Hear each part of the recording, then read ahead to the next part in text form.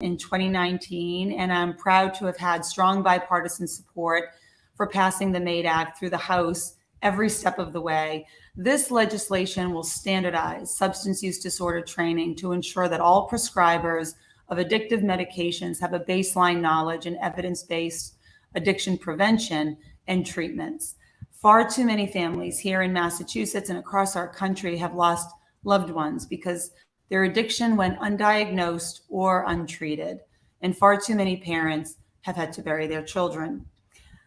The idea for this legislation came from a conversation I had with one of those parents shortly after taking office 3 years ago. That parent is Dr. Jim Baker.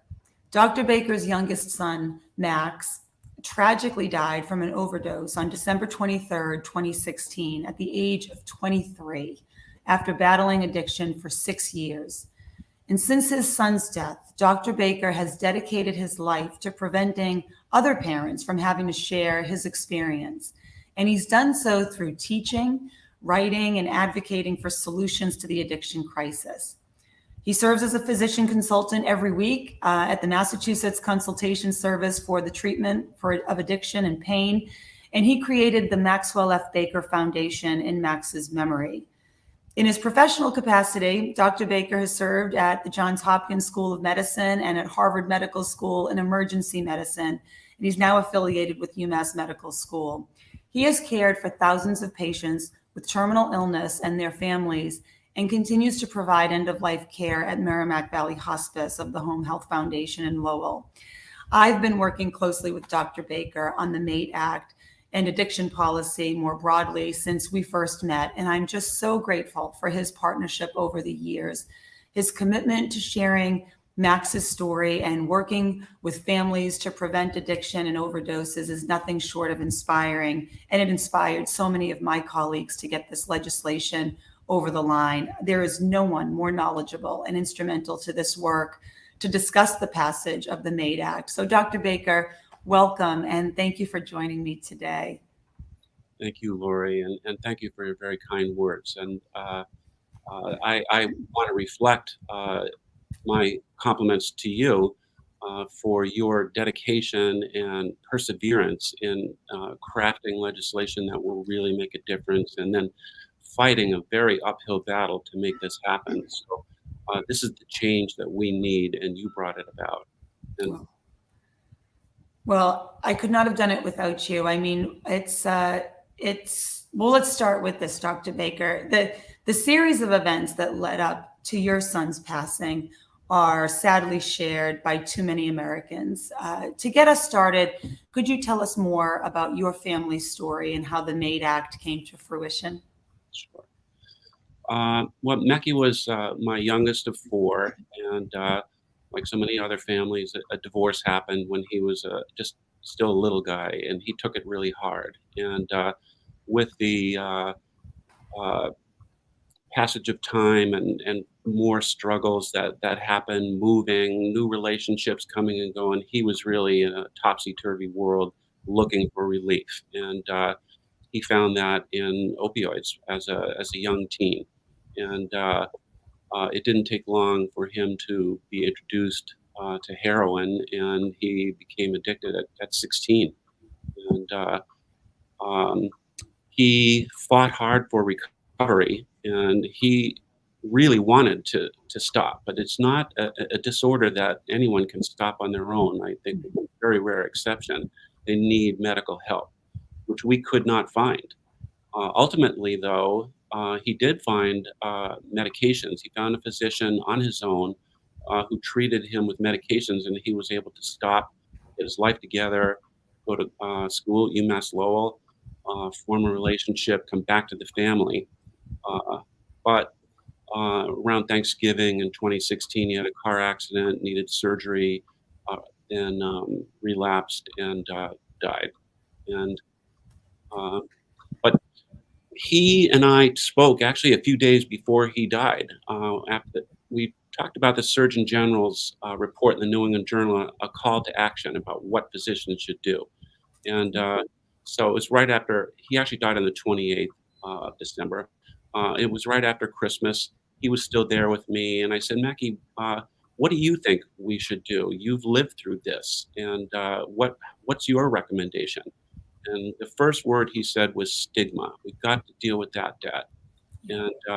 And then the next thing he said is, Dad, why is treatment not available everywhere? Uh, People want to get better. I wanted to get better, but I couldn't find help, and I also didn't know how to help him.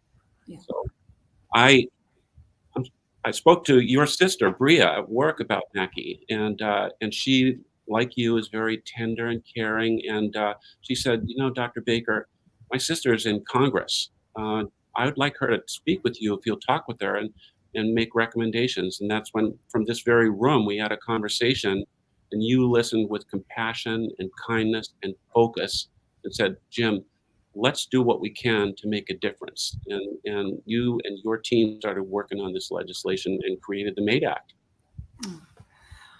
Well, I'll never forget the day that I met you and I heard Max's story for the very first time. And I think no matter who I'm talking to, families and people who are struggling with substance use disorder, they all talk about stigma. But it's really important that we figure out what are the levers to decreasing stigma. I often equate it, and with my colleagues here, to get the MAID Act sort of a collaboration around supporting that important bill.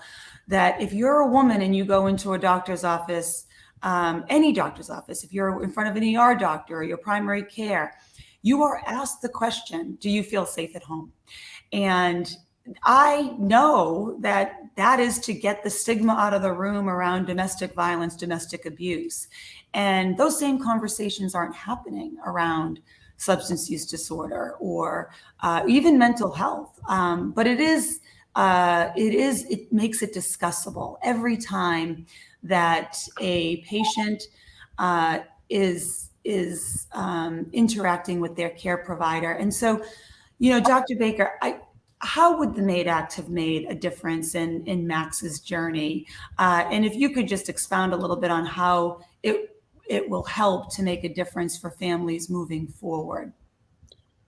Well, let me tell you what actually happened as a foundation for that, because when I went to my own doctor, who I care about, I trust, I know he knows what he's doing and he cares about me, and I asked him, can you help my son?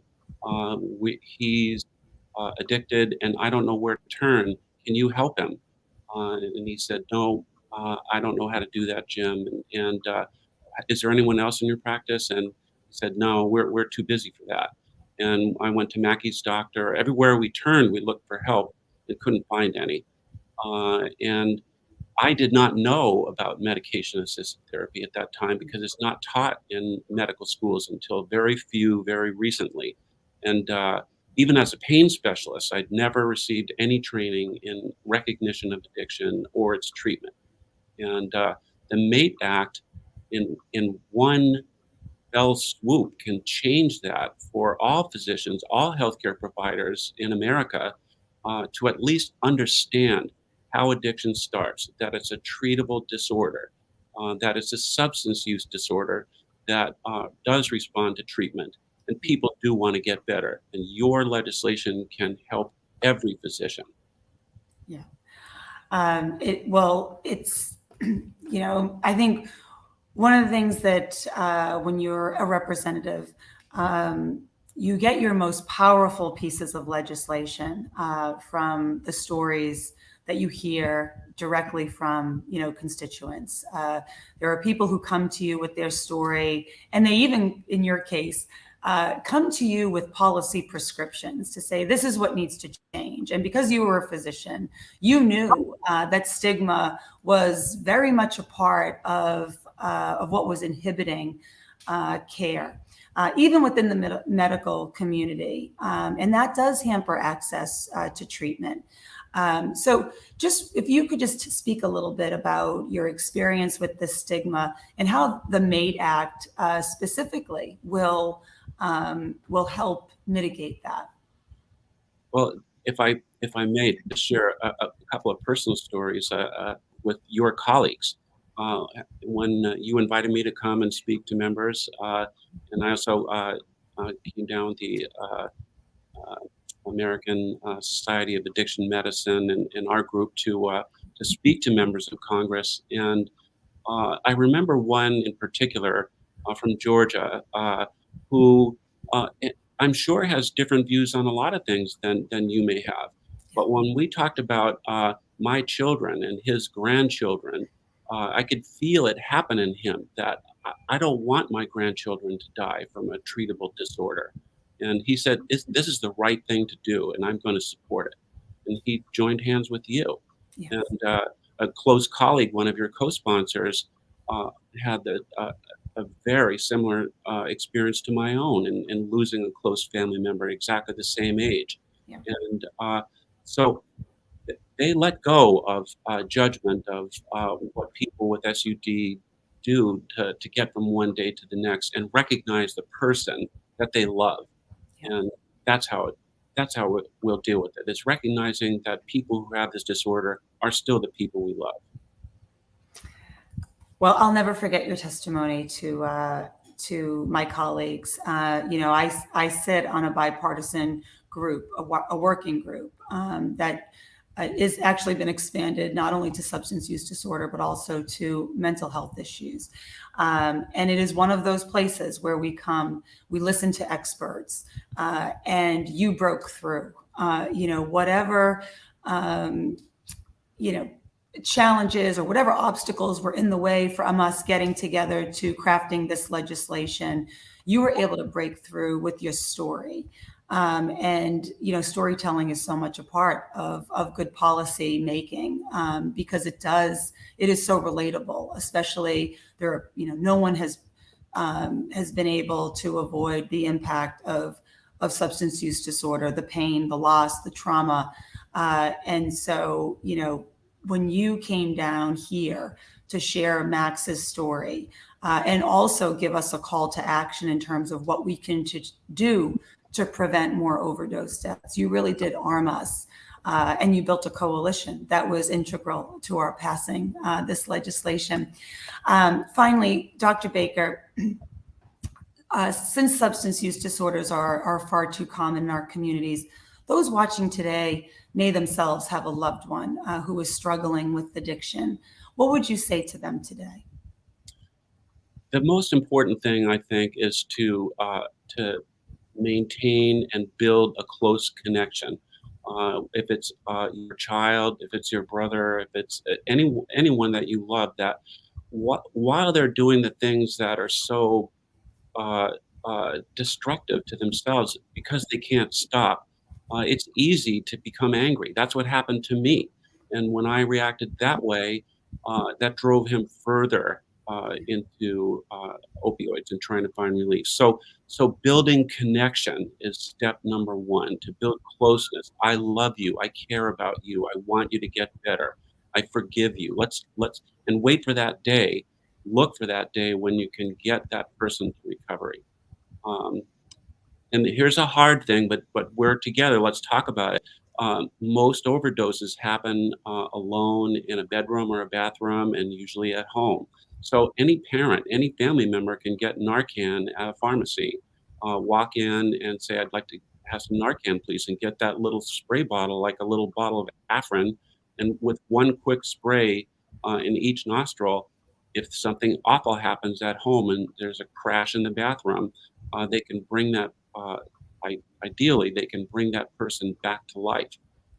So hard as it is, I say get that Narcan.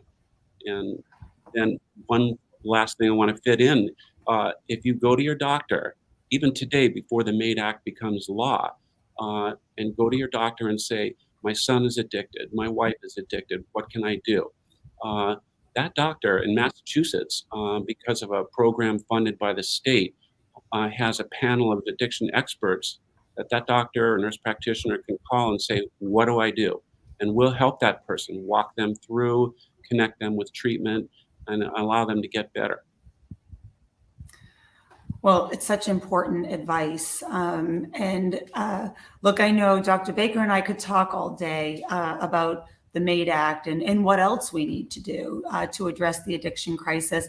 But I certainly want to be respectful of your schedule. I can tell that you're at work right now, and I know you've taken the time out of your busy day to join me for this really important conversation. I know I speak for everyone tuning in right now when I say how much we appreciate you sharing Max's story. There's no doubt in my mind that it's thanks in large part to your advocacy, your consistent advocacy, that we've gotten to the point where the MAID Act is just one more step away from becoming law.